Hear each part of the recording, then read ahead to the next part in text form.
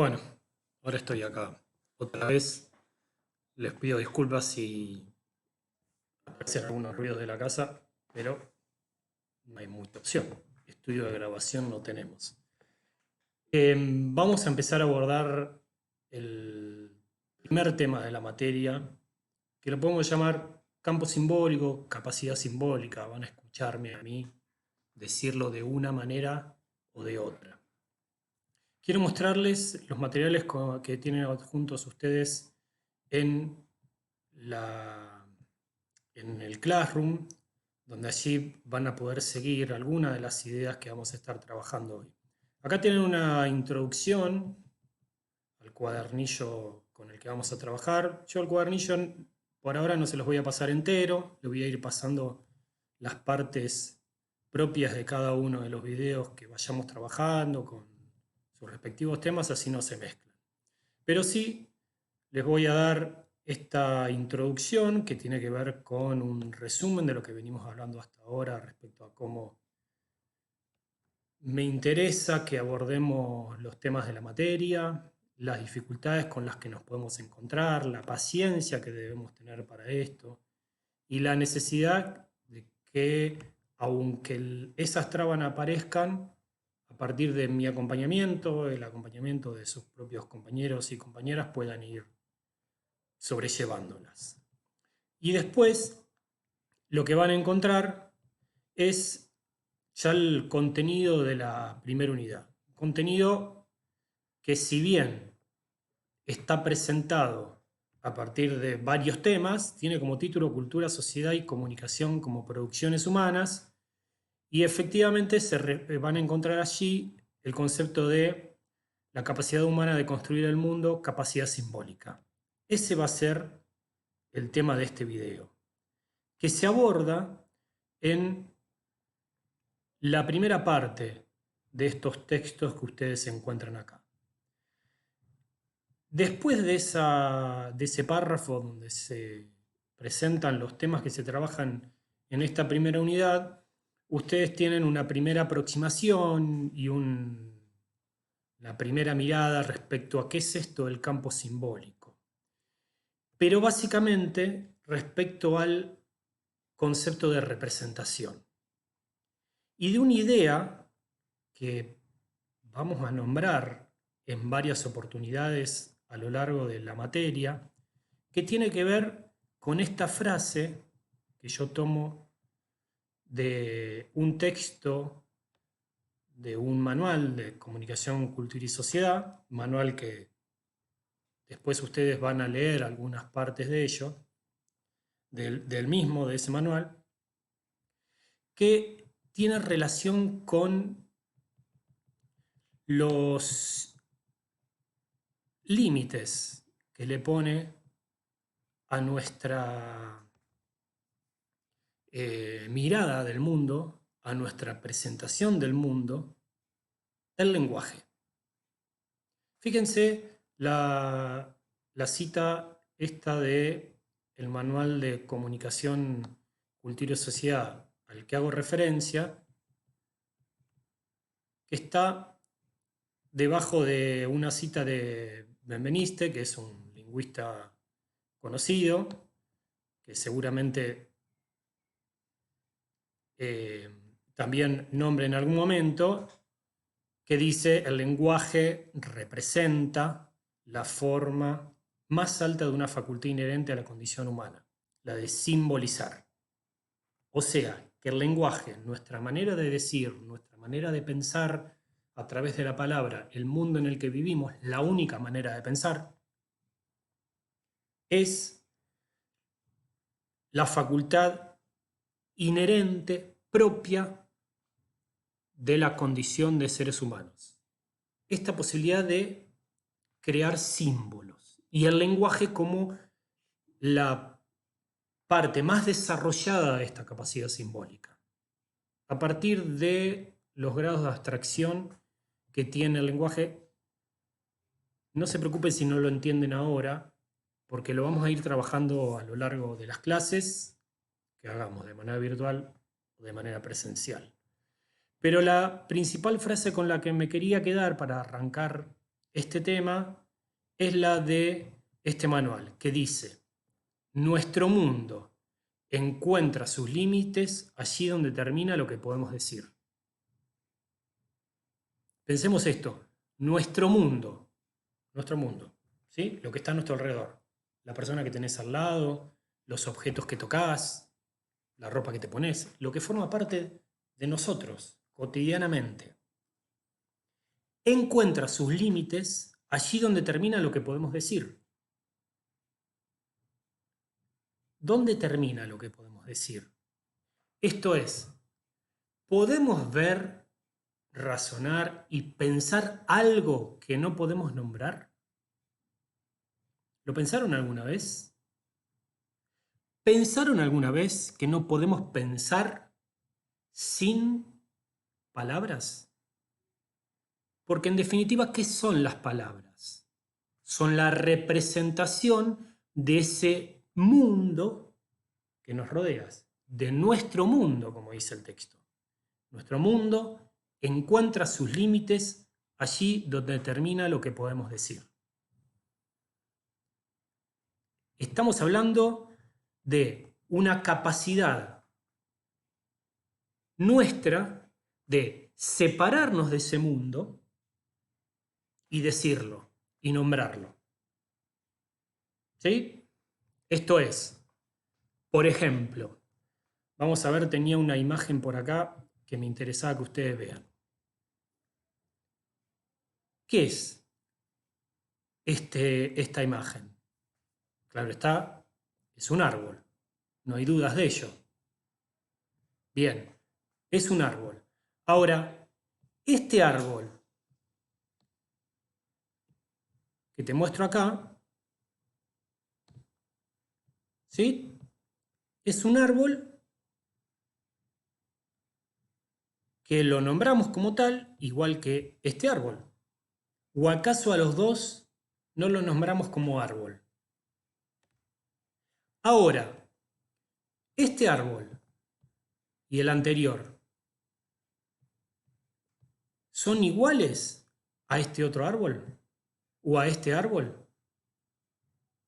Fíjense, la diferencia que hay entre las 4 imágenes que le presento y, sin embargo, la misma palabra que utilizamos para nombrarlas. Esto es árbol. Nuestro mundo encuentra sus límites allí donde termina lo que podemos decir. Si no lo podemos decir, no lo podemos pensar. Claro, cuando lo vemos, vemos que hay imágenes diferentes. Ahora no tenemos palabras diferentes para nombrar ese árbol.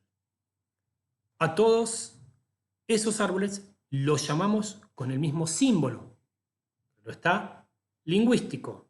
Más adelante vamos a estar viendo que hay otro tipo de símbolos. Y por eso aparece esa diferencia en las imágenes de los árboles que veíamos recién. Pero la palabra no nos permite agarrar, aprehender con H de agarrar la diferencia de cada uno de esos árboles. Sin embargo, no podemos pensar a los árboles sin nombrarlos. ¿Ven la diferencia entre nombrar, representar un árbol a través de la palabra árbol y en esa representación intentar que el árbol esté en todas sus dimensiones de esa manera? O sea, lo represento con la palabra árbol, pero sin embargo, estos árboles son totalmente diferentes. A eso se lo llama capacidad simbólica, o sea, la capacidad de separarnos de ese mundo y nombrarlo, representarlo. La palabra lo dice, representar. Son 2 palabras juntas que tenemos allí que muestra la idea de que volvemos a presentar algo. Esta capacidad simbólica que nosotros tenemos, como van a ver ustedes en el texto que les estaba mostrando,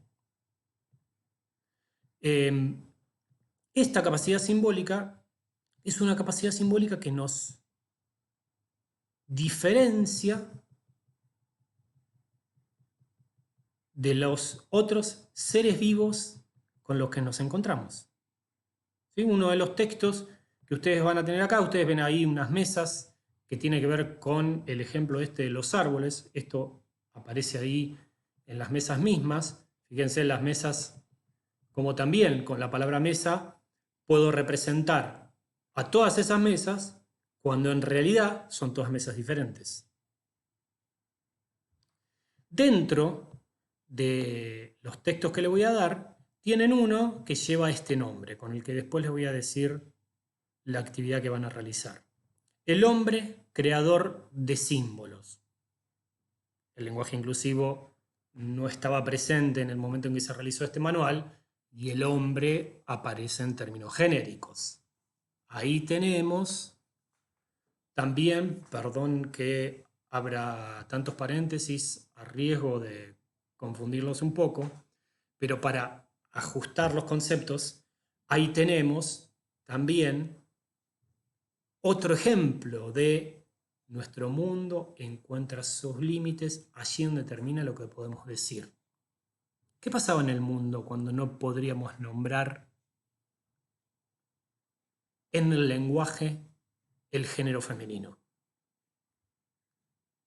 Ahora todos los problemas que tenemos para incluir ese género en nuestro lenguaje es propio de la contradicción que nos genera esta idea de que lo plural no integra el género femenino.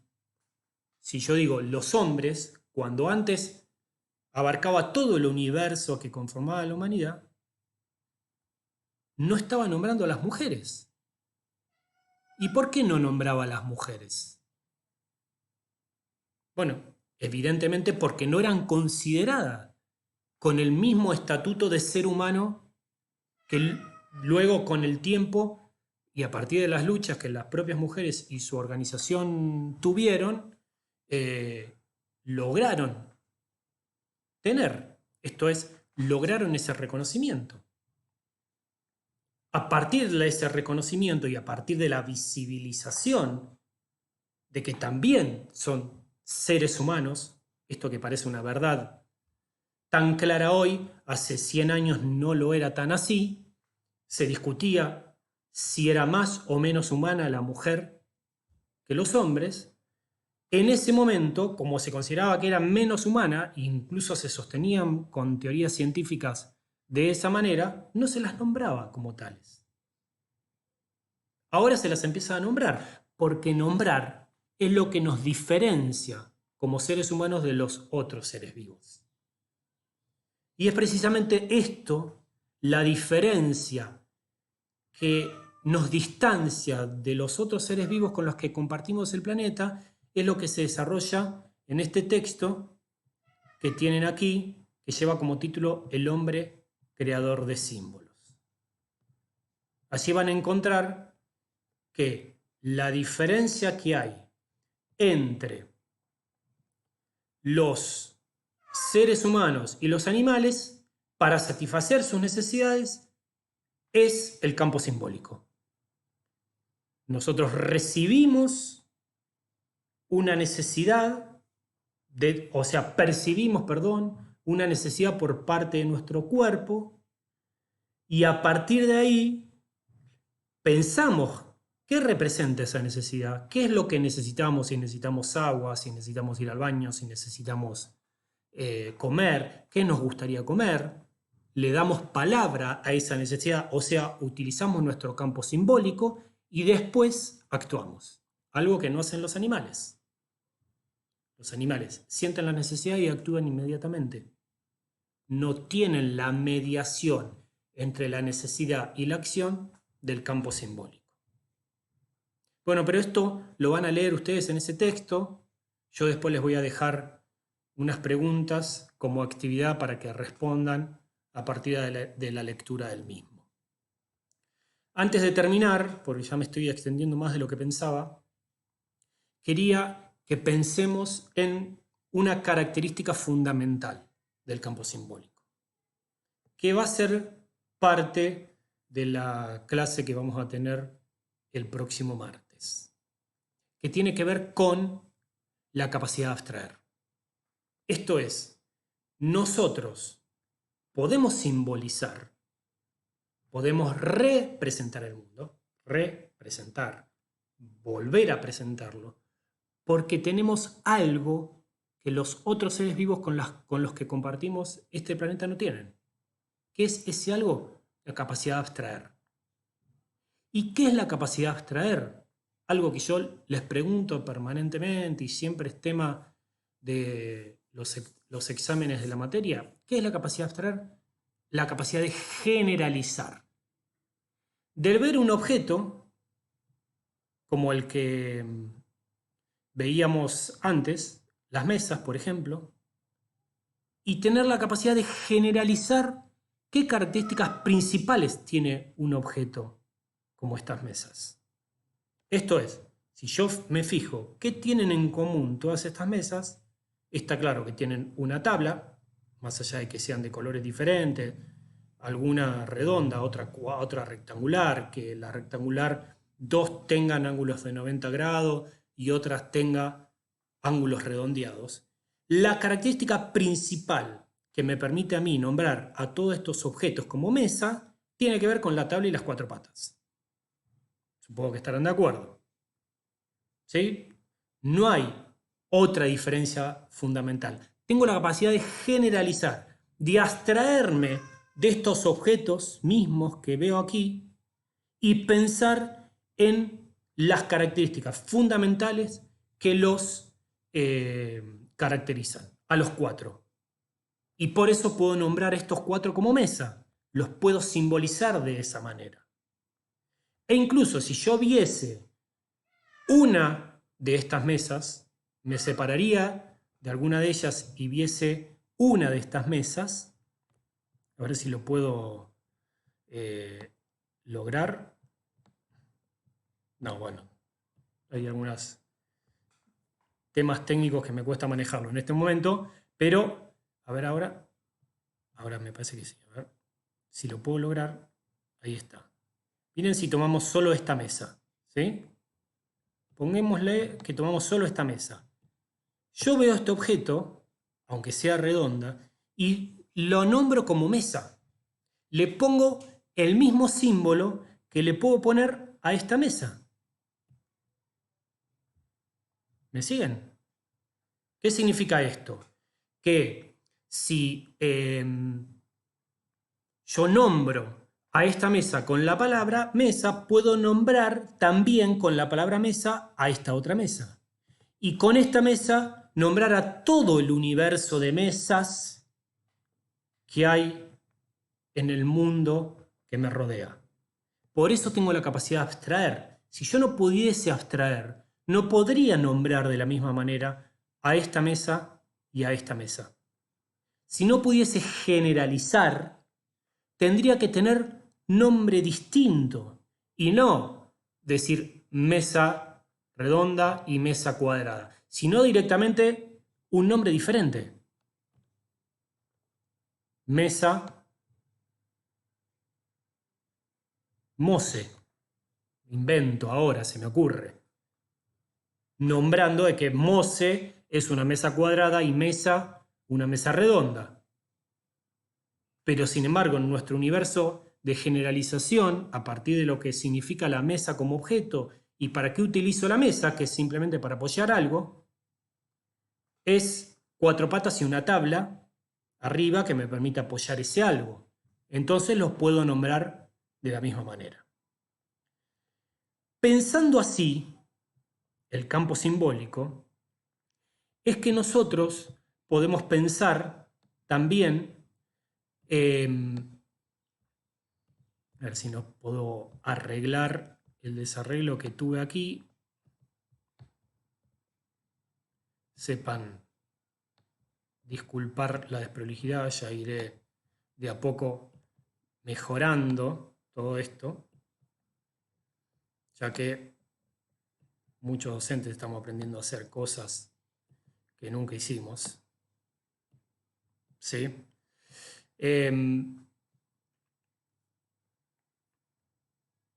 Les decía, A partir de esta posibilidad de abstraer es que nosotros podemos nombrar.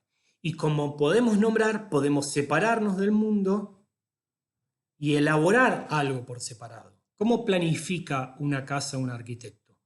No la planifica haciéndola porque sería lo contrario de una planificación. Primero la representa en un plano que luego se va a materializar en la realidad. Esta capacidad que tenemos nosotros de representar algo, incluso de prepresentar algo, como es la planificación que hace un arquitecto, es una capacidad que solo tenemos nosotros como los seres humanos, como ser viviente de este planeta, que no tiene otro ser viviente. Y esto es, en definitiva, y de dónde partimos, lo que construye nuestra Matrix. Porque nuestra Matrix, la posibilidad de que nosotros podamos considerar la idea de una Matrix, está dada por este campo simbólico, por una realidad virtual que se separa de la realidad, valga la redundancia, real. Bueno, hasta acá llegamos, espero que no los haya confundido con los idas y vueltas. Espero que pregunten, que repregunten. Vamos a volver a retomar algunas de las ideas principales la semana que viene, el video que veamos. Si fui algo confuso, abrí muchos paréntesis, le pido mil disculpas.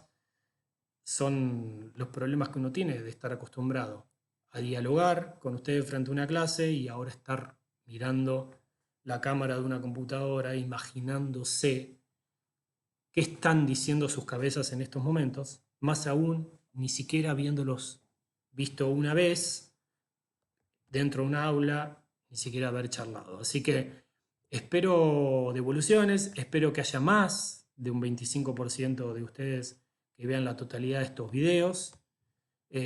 Puede llevar un tiempo los tres, pero no más de media hora le va a llevar, algo un poco menor de tiempo a la presencia de 2 horas en una clase.